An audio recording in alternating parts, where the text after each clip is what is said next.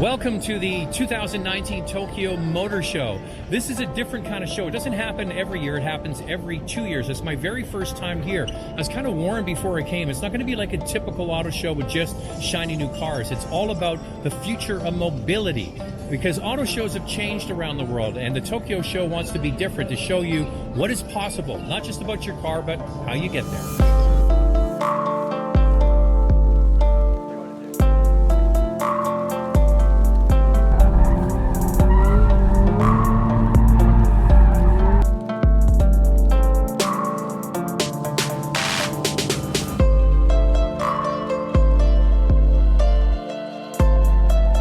Toyota is the largest player in Japan, and they're also the worldwide partner for next year's 2020 Olympic Games held right here in Tokyo.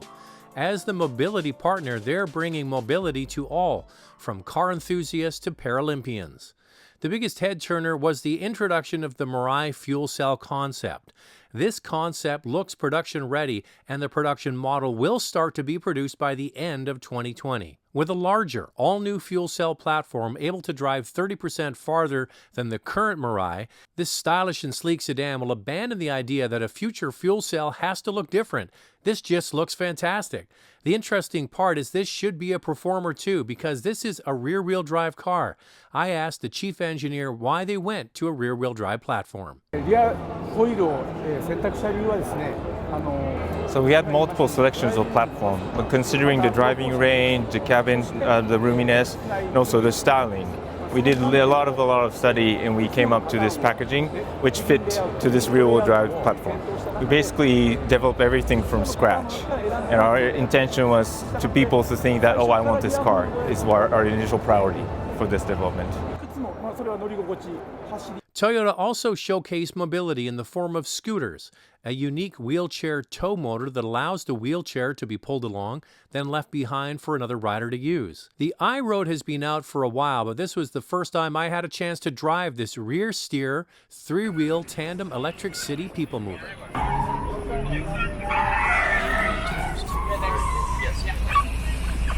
Okay, my first time in the iRoad. This is cool because the car leans like a motorcycle. Wow. And the steering wheel's at the back. So the front wheels are straight and the wheels at the back. It's very windy and cold here, so sorry if I don't look camera ready. All right, where am I going? Whoa!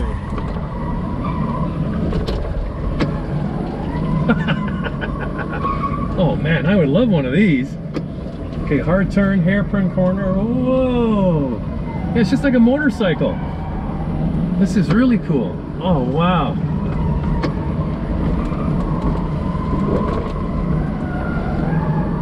This is really good. Now you can get somebody in the back seat.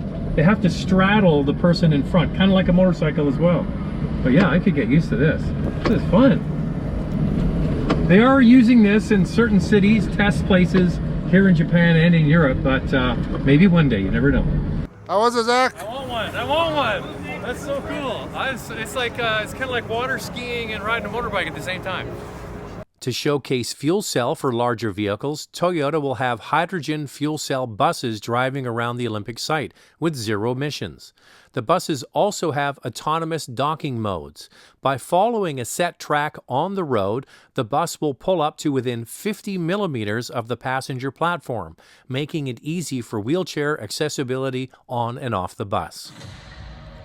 Over at Lexus, it was the LF30 concept that was shown.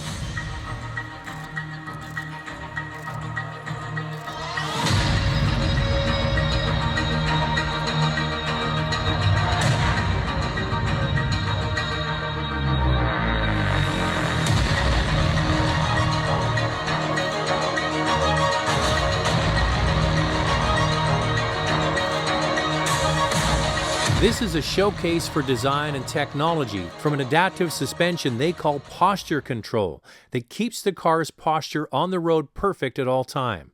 This is an electric vehicle, and this LF30 has in-wheel electric motors on all four wheels. Plus, it's fully autonomous but can switch back to the driver in control at any time.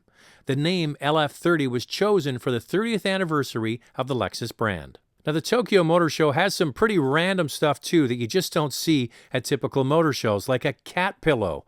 This wags its tail when you pet it. Or how about a robot puppy for $2,000? Now here's something the Raptors could use, a robot for free throws, getting it in with nothing but net every time. Apparently this can do it over and over thousands of times. Now the Japanese motorcycle industry is very important and they're represented at the show as well.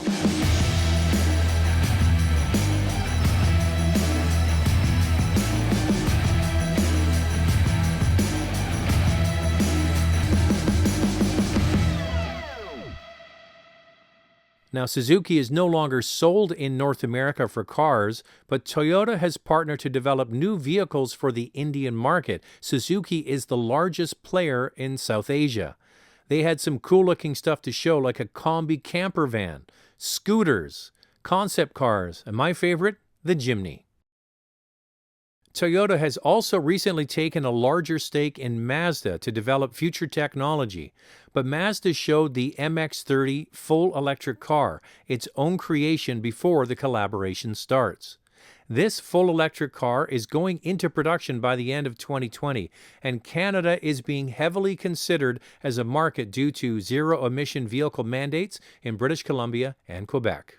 This is only my first time being here to the Tokyo Motor Show. I've been to many motor shows in China, so many in Europe, and of course around North America, but Tokyo is very different. One thing is the crowds, the amount of media that shows up for these presentations is huge, especially for a big brand like Toyota, which is the main player here in Japan. And as a guest of Toyota and Lexus here for this event, it was really nice to see what they're doing. Now, a lot of people think that we have to go all battery electric in order to reduce our emissions. Now, they explained it to us nicely, and they said, you know what, if 20% of the world's vehicles were battery electric, we wouldn't get to the reductions that we need.